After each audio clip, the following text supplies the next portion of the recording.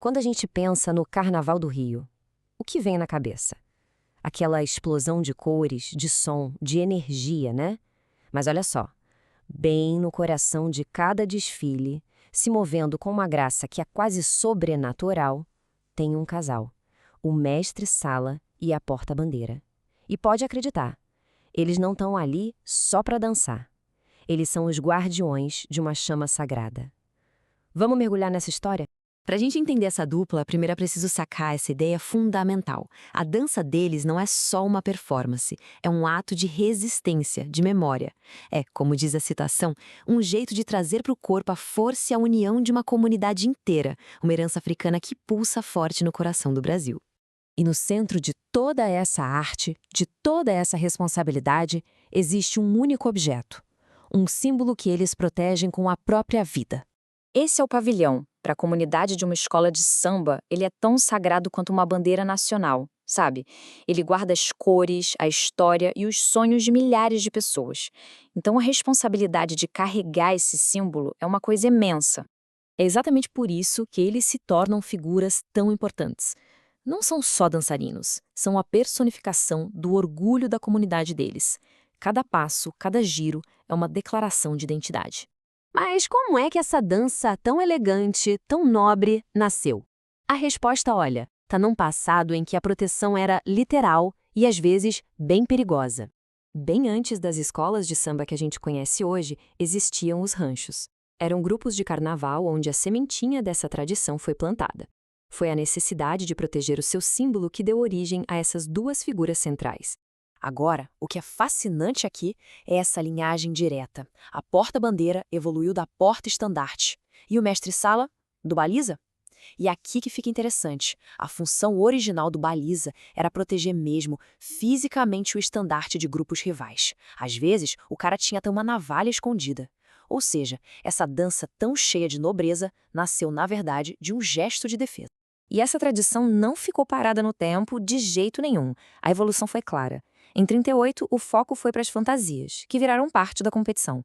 Mas a grande virada mesmo foi em 1958, quando a dança em si, o bailado, começou a valer pontos.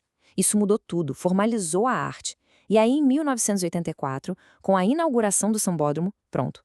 O palco monumental exigiu performances e fantasias ainda mais grandiosas, consolidando de vez o casal como uma das maiores atrações do espetáculo. Tá, mas que dança é essa, afinal? O que faz a performance deles ser tão hipnotizante, tão única? O ponto crucial é este: esquece aquele samba no pé frenético.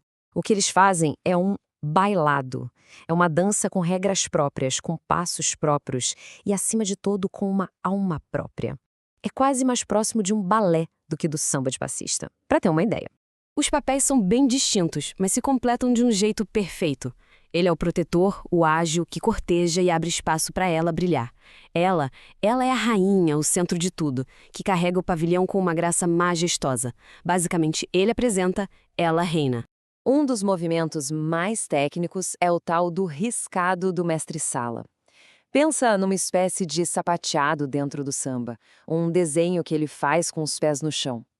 É pura improvisação e exige um equilíbrio, uma agilidade incríveis. Tudo isso sem nunca tirar os olhos da dama dele. Mas a verdadeira magia está na harmonia. O contato visual nunca se quebra, é a alma da dança. Eles se movem como se fossem um só, numa sincronia perfeita, como engrenagens. Cada movimento dele é uma resposta ao dela, sempre protegendo, sempre cortejando. É uma dança de conquista, sim, mas com uma regra de ouro. A elegância sempre, sempre vence a acrobacia. Nada de malabarismo. E claro, não dá para falar deles sem falar das fantasias. E elas não são só roupas, não. São parte da história e da performance. Pode parecer surpresa, mas a referência inicial para essas roupas super extravagantes vem lá das cortes europeias, tipo a do rei Luís XIV na França. Perucas, tecidos nobres, a realeza do samba foi buscar inspiração na realeza da história. E isso aqui ilustra muito bem como a roupa muda a dança. Nos ensaios, com trajes mais leves, a dança é mais próxima, mais íntima. Já no desfile, a fantasia, que pode ser gigantesca e pesar uma tonelada, limita os movimentos e exige uma técnica completamente diferente para manter aquela mesma graça e leveza. Então, quando a gente junta a dança, a história e essa responsabilidade toda, o que eles realmente representam? Eles representam o número 1.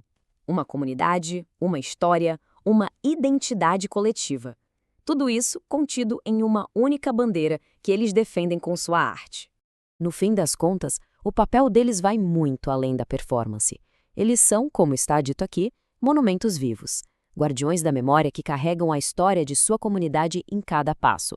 Cada desfile é um ritual onde essa história é contada não com palavras, mas com graça, força e a ponta dos pés. E isso tudo nos deixa com uma pergunta para refletir. Numa festa que se reinventa todo ano, como é que esses artistas conseguem ser, ao mesmo tempo, a âncora da tradição e a vanguarda da evolução? A resposta talvez esteja em cada giro majestoso na avenida.